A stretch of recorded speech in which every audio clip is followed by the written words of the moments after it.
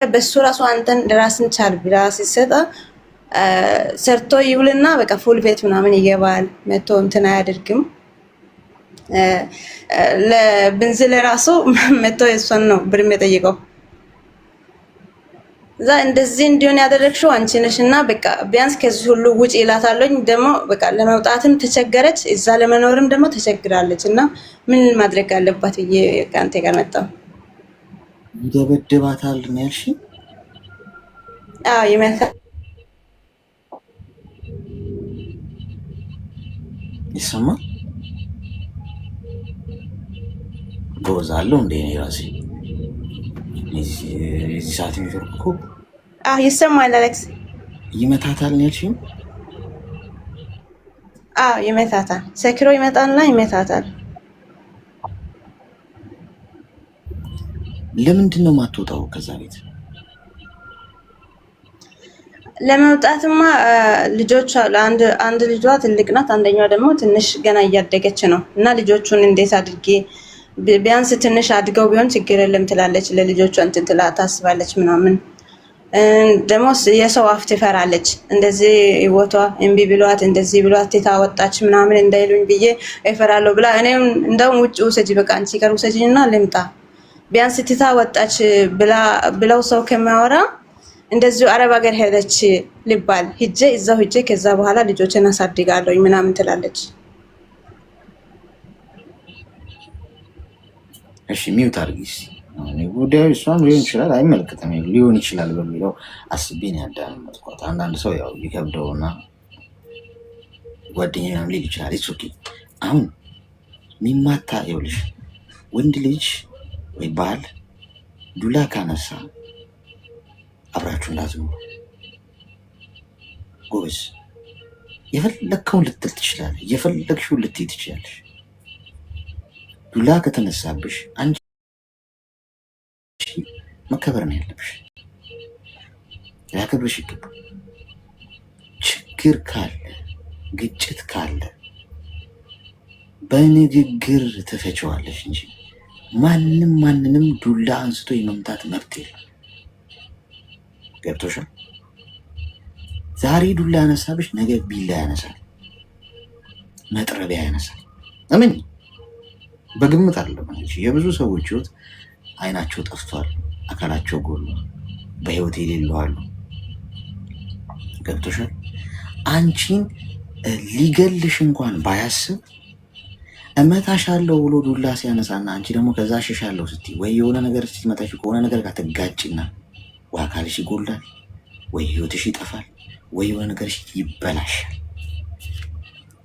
ስለዚህ ሪስፔክት ከሆነ በሪስፔክት ቁጭ ብለሽ ትጨቃጨቂ፣ ተነጋገሪ። ጠረጴዛ ላይ ጉዳዩን አስቀምጠሽ በንግግር ካልተግባባችሁ ቴንኪ የራስሽ ጉዳይ የራስሽ ጉዳይ ተባባሉ እንጂ ማንንም መምታት የመታሽ ቀን አክትሟል። ያንቺና የሱ እህል ውሃ። ሴት ልጅ ቢኖረኝ ይህንን ቁጭ አድርጌ የምነግራት ከልጅነቷ ጀምሮ ነገ አድገሽ ያገባሽው ባል ተሳስቶ ጥፊ የሰነዘረ ሰዓት አበቃ፣ ይቅርታ ሽማግሌ ምናምን ከዛ አክትሟል። ከዛ በኋላ ህይወት የለሽ። ይሄ ከሰማይ ጋር እንኳን የሚያጋጭ ቢሆን ልጋጭ ወይም ተጋጩ እናንተ፣ ችግር የለም። ፈጣሪም ይዘነባችሁ። ምክንያቱም ስትሞቺ ማንም ፍትህ አይሰጥሽ። ሁሉም አልቅሶ ላይክና ኮመንት ይሰጥሻል፣ ትቀበሪያለሽ፣ ትረሻለሽ። ደልቦ ይኖራል፣ እሱ አምሮበት ይኖራል። ቢታሰር እንኳን እስር ቤት እየተቀለበ ነው የሚኖረው። አሲድ ደፋብሻለሁ እንዲህ እያሉ የሚያስፈራሩት እኮ ያሁኑ ወንዶች እኮ ማለት ነው ለምደው ነው። ምክንያቱም መጀመሪያ አሲድ የደፋው ሰውዬ ምንም አልተደረገም፣ ታሰረ፣ ተቀለበ፣ ከዛ ወጣ። ቲንክ ተፈቷል መሰለኝ የመጀመሪያ ጊዜ አሲድ የደፋው የተባለ ጊዜ ሀገር ጉድ ያለ ጊዜ። ከዛ ተደጋገመ አይደል? ብዙ ወንዶች ያደረጉት፣ ከዛ በኋላ ኖርማል ሆነ። ስለዚህ ራሳችሁን ፕሮቴክት የምታደርጉት ራሳችሁን፣ የራሳችሁን ፍትህ የምታረጋግጡት ራሳችሁ። እንደ ዱላ ነገር ሲሆን ቴንክ ዩ ወደ ቤተሰቦች ትሄጃለሽ፣ እንዳትኖር ያለሽ ይህን ታርግሽ ንገሪያት። ሰው ምን ይለኛል? ሰው የፈለገውን ይበል። የኔ ናት። እዚህ ጋር የሆነ አደባባይ ያለዋል 1600 ሰው እያየኝ አይደል? እንደውም ሰው ምንም ነገር ካላለ ይከፋኛል፣ እኔ ቅር ይለኛል ማለት አለበት። ሰው ምን ይለኛል ብል አደባባይ አልወጣም፣ ጠቅላላ ብዬ ነበር ምተኛው። ሰው በእኔ ህይወት ላይ ወይም እንደዚህ አይቶኝ ስለኔ የፈለገውን እንዲያስብ ፈቅጃለሁ። ምን ሊያመጣ ምን ሊፈጥር አያኖረኝ። የሚያኖረኝ አንድ እግዚአብሔር፣ እስትንፋሴ የሚቆጣጠረው፣ ቀን የሚያመሽልኝ፣ ማታ የሚያነጋ፣ ቀን የሚያመሽልኝ፣ እድሜን የሚጨምር የሚቀንስ፣ ስታመም የሚያድን የሚገል እሱ ነው። የሰው ልጅ አይቶኝ ስለኔ የሆነ አመለካከት አለው። ሰዋት ገብቶሻል? እንደውም ላይክ ማድረግ ነው ሰው ስላንቺ ያለውን አመለካከት። ስለ ሰው ልጅ አትጨነቁ ጋይስ። ሰው ምን ይለኛል ሳትሉ የእናንተን ኑሮ ማንም አይኖርላችሁ። ያሳለፋችሁትን ማንም አያውቅም። ፎቶችሁን አይቶ እንኳን እኮ ወይ ሊያደንቃችሁ ወይ ሊሰድባችሁ ይችላል የሰው ልጅ ስለእናንተ ምንም አይዲያው ሳይኖረው ማለት ነው። ተግባባን? አዎ አሌክስ፣ እንደዛ አድርጊ። ኦኬ፣ አመሰግናለሁ። እሺ እሺ። ሰው ምን ይለኛል ብላችሁ በመሳቀቅ ውስጥ ስራ ለመስራት ብላችሁ ሰው ምን ይለኛል፣ ከማይሆን ህይወት ውስጥ ለመውጣት ብላችሁ ሰው ምን ይለኛል፣ እየተጎዳችሁ ሰው ምን ይለኛል፣ እየታመማችሁ ሰው ምን ይለኛል። ጋይስ ድፈሩ፣ ውጡ። ሰው የፈለገውን ይበል። ጽድቃችሁ በዝቶ በውሃ ላይ ብትራመዱ የሰው ልጅ ማለቱን አያቆምም ስለእናንተ። እንኳን እናንተን አንድ ፈጣሪን ፍጹም የሆነ ፈጣሪ ይተቻል እኮ የሰው ልጅ ቁጭ ብሎ። ናቁ ሳይሆን የሰው ልጅ ሰው ስለእናንተ የፈለገውን እንዲያስብ ዲሞክራሲያዊ መብት ስጡት። አለቀ። ጸጉራችሁን ዘለላ መቷኝታ እንጂ የማሰብ መብቱን አትጋፉት። የፈለገውን ማሰብ ይችላል። ኔስትልኝ እሺ፣ ሚዩ ታደርጋለች። ኮይን ልስጣችሁ ሁለተኛ ዙር። እሺ፣ ግን ማለት ነው ኮይኑን ላፍ እያደረገ ማለት ነው። ሰላ ያለ መሰለኝ እዚህ ቤት ጥቂት ሰዎች ናችሁ ሜምበር የምትሆኑት ያላችሁት። ምንድን ነው ይውጠዋል እንዴ? ምንድን ነው ደግሞ የሜምበሩ እንትን ተቀየረ? ድብ ነው ምናምን የሚታይ እንዴ? ጸጉር ያለው ሜምበር ቲክቶክ ይደበርብናል አለ። ጸጉር ያለው አረገው ደግሞ አሁን አንተ ጸጉር አምነ ሊለኝ ነው መሰለኝ። እሺ ከላይ ብላችሁ ሳጥን አለላችሁ። ይሄ ሳጥን ውስጥ ኮይን አስቀምጬላችኋለሁ። ከዛ ውስጥ መውሰድ ትችላላችሁ ከ3 ደቂቃ በኋላ። ግን ታብ ላረገ ሰው ነው የሚሰጠው። እሺ ታብ የሚያደርጉ ሰዎች አሉ። ዘርገው ታብ ልክ 3 ደቂቃ ስታልቅ ላፍ የሚያደርጉ ይህን 3 ደቂቃ ታብ አድርጉና ሳጥኑ ቆጥሮ ሲጨርስ ሳጥኑን ነክታችሁ ውሰዱ።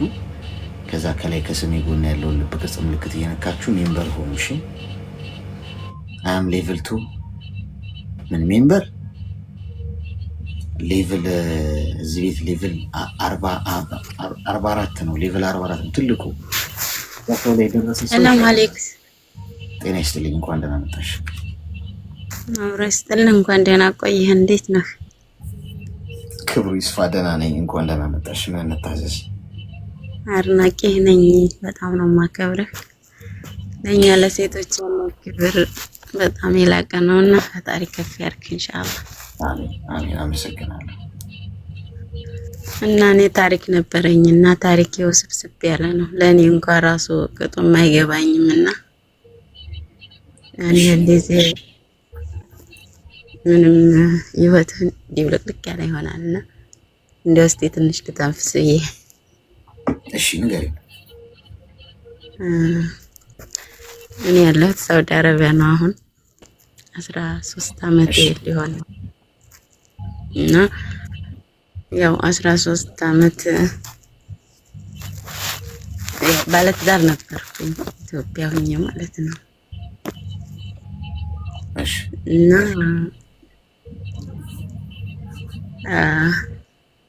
ያው በትዳር የመጣሁኝ ያው ግማሹን ላውራ እስቲ አንደኛውን ታሪኬን። ብዙ ታሪክ አለኝ በነገራችን ላይ ይመስለኛል አንድ ቀን እንኳን አልቅም የኔ ታሪክና 13 ዓመት ስኖር ያው ሰራለሁኝ። ፊቱንም ከባለቤቴ ጋር በገንዘብ ላንገናኝ ሰርቼ ልለወጥ ከዛ በኋላ አብረን ልንቀጥል ነው የመጣሁት። ቃል ተገባብተን ማለት ነው። ከዛ በፊት ዱባይ ሄጄ የዱባይ ገንዘቤን አጥፍቶብኝ ነበርና ከዛ ተመልሼ ወደዚህ ስመጣ ገንዘብሽን አልፈልግም ብቻ አንቺ ተቀየሪ ህይወትሽና ስላበላሽሁት ብሎ ወደዚህ ሀገር ስመጣ ገንዘቤ ላይ ጠይቀኝ ነበር የመጣው ማለት ነው። እና እዛ ሀገር ኖርኩ። ጠለብ ነው የመጣሁት። ከጠለብ እንዲጠፋ የማይፈልግም ነበር ትከዳኛለሽ ብሎ ግን ጠለብ ጥሩ አልነበረም። ዱባይም በነገራችን ላይ ብዙ አልኖርኩም። እድሌ ሆኖ ፈተና በየሄድኩበት ነው የሚገጥመኝ። ብዙ ምቾት የለውም እድሌና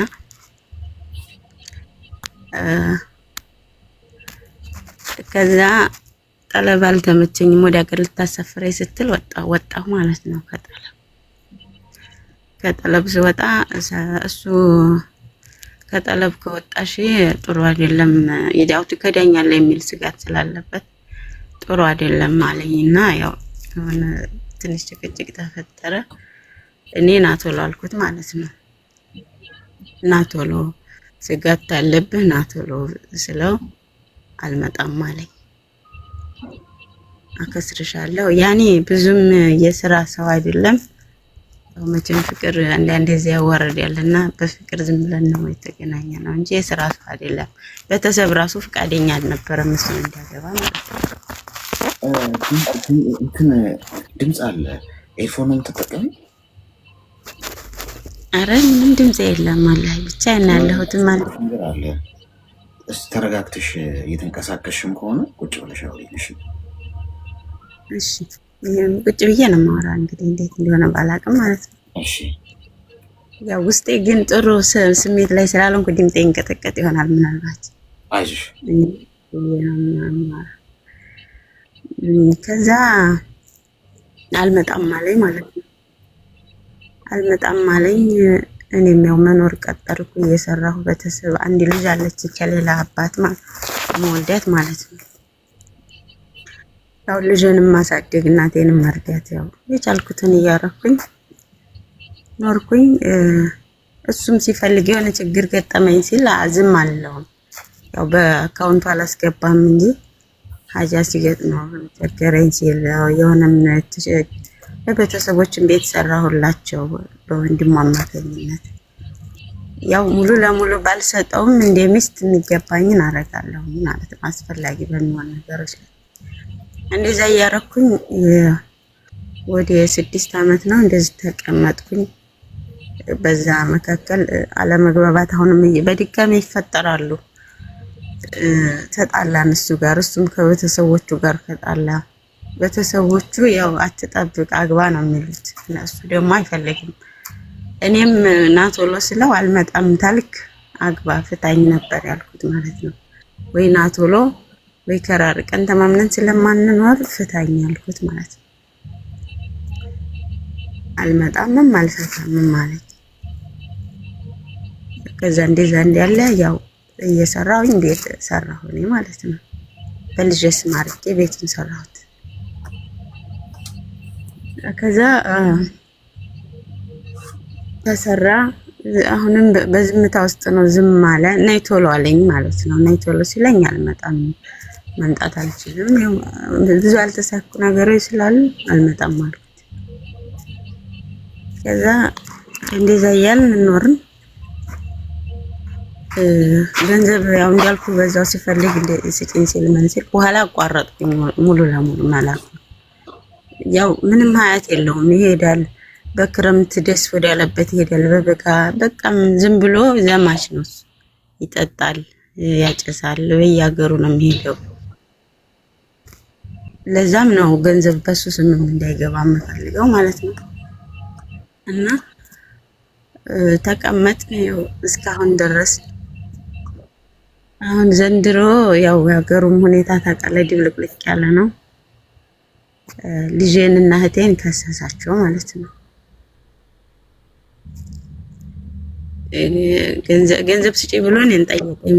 ገንዘብ ስጪኝ አንቺም ነይ ቶሎ ምናምን ይለኛል አልፎ አልፎ። እኔ አልሰጥም፣ ገንዘብም አልሰጥም። ህይወቴም ካንተ ጋር ይቀጥል አይቀጥል አላውቅም። ሲጀመር በሃይማኖትም ልዩነት ነበረ። በፊት ያው አንድ አይነት ሃይማኖት ነን። ያው በመራራቅ ሃይማኖት ቀየርኩኝ። እኔ ያው እሱ ሌላ እኔ ሌላ ሆነን ደረጃ ማለት ነው። ያው በሰማንያው እንጂ በሌላው ነገር እኔ እያንተ ልሆን አልችልም። ብንኖር እንኳን እንደገና ነው የምንጋባው በሸሪዓው። ግን ደግሞ አብሮ የሚያኖረን ነገር ብዙ እየተፈጠረ ስለሆነ ፈታኝ ያልኩት እና አይሆንም ነው የሚለው ማለት ነው። እና ዘንድሮ ከሰሳችሁ ቤተሰቦችን የከሰሳቸው ደግሞ ይሄ አሁን በሚምታታው በመንግስት ሳይሆን በግሉ ምናምን ነገር በጉልበትም ጭምር ማለት ነው። ያው 500,000 ብር ትክፈለው። ይሄን ያክል አመት 13 አመት ተቀምጧል። እሷን ጠብቋታል እና ብር ትስጠው ተባለ ማለት ነው። እኔ ደግሞ ብር የለኝም። ከኖርኩ እንኳን ሚስቱ ተሆንኩኝ ከኖርኩኝ እኔ ስም ያለው ገንዘብ እንጂ ሊገባውም የሚችለው ያው ንብረቱ ሊሆን የሚችለው እኔ በሌለሁበት ሀገር ልጅን ወይ ደግሞ እህቴን ከሶ ያው ሊጠይቅ አይችልም ማለት እሱ ደግሞ ታማሚ ነኝ መታከሚያ ፈልጋለሁ። ያው ከመጠጡም ያው ታመዞሩን ብዛት ጤናማ አጥቷል መሰለኝ አሁን ላይ ማለት ነው። እኔ የማውቀው ነገር የለም ግን እኔ ባለትዳር የሚሆንም አይሆንም አላውቅምም አልጠይቅም። እውነት ለመናገር ግን የምሰማው ትዳር እንደሌለው ነው። ያው ይዞራል እንጂ አፈላገር ትዳር አልጀመረም እስካሁን ድረስ። በቃ አሁን 100,000 ብር 500,000 ብር ተብሎ መጀመሪያ خلاص አሁን ለጊዜው 100,000 ብር ትክፈል ለመታከሚያ ከዛ በኋላ ሲመጣ እኩልነቱን ይጠይቃል ተባለ አሉኝ። የተከሰው ልጅና እህቴ ማለት ነው። አለበለዚያ ያው ወደቱ በጉልበት ነው። በነገራችን ላይ በፍርድ ሳይሆን በጉልበት ነው ያለንበት ቦታ ጥሩ ስላልሆነ እነሱ በጣም ፈሩት ማለት ነው። እና እኔ 50,000 ብር ማለቴ እኔ ያው በጉልበት ነው። አሁን እሱ ህገ ወጦች ጋር ነው የሚሰራው አሁን እሱ ማለት ነው። በህጋዊ ሳሉስ ሳይሆን በህገ ወጦች ጋር ነው አብሮ የሚኖረው። ስጡኝ አለበለዚያ ያው እንደማስፈራራም ጭምር አሳስራችኋለሁ፣ የፈለኩትን አረጋችኋለሁ። ልጅቱ ደግሞ ያው ትንሽ ናት፣ እህቴም ያው ሴት ናት። ያንን ነገር በቃ የፈለገውን ነገር ስጪው ከላያችን ላይ ይውረድ ነው የሚሉት ማለት ነው እነሱ። አልመያም ግን አካሄዱ በክስ ደረጃ ነው። መጀመሪያ ላይ በክስም ቢሆን ያው ፍርዱ ለሱ ነው። እኔ ደግሞ 50,000 ብር ልስጥህና መታከሚያ አይደል የምትፈልገው 50,000 ብር ልስጥህና خلاص ቤተሰቦችን ተዋቸው። አንተ እኔን ነው የምትፈልገው ብዙ መታከሚያ ልስጥህ እነሱን ተዋቸው። ከዛ ጊዜ ፈተዋል አንተን ነገር ብለህ አይደል ሊኖርከው ብዬ ማናገር ጀመርኩ ማለት ነው። አይበቃኝም 50,000 ብር 100,000 ብር አድርገዋል እየሰራው እሰጣለሁ። እኔ ደግሞ ስራ የለኝም ሳውዲ በጣም ያው ህይወቴም እንዲፍልቅልቅ ነው። ስራም ገጥሞኛ አያውቅም። አሁንም ስራ ፈት ነኝ በነገራችን ላይ እስኪ ስራ ያግልኝ ከዛ ይናልኩት 100,000 ብር ትስጥ ተባለሽ ያልኩኝ 150ውን አሁን ክፈይ 50ውን ደግሞ ሰርተሽ ክፈይ ተባልኩኝ። ጀመርኩለት ማለት ነው።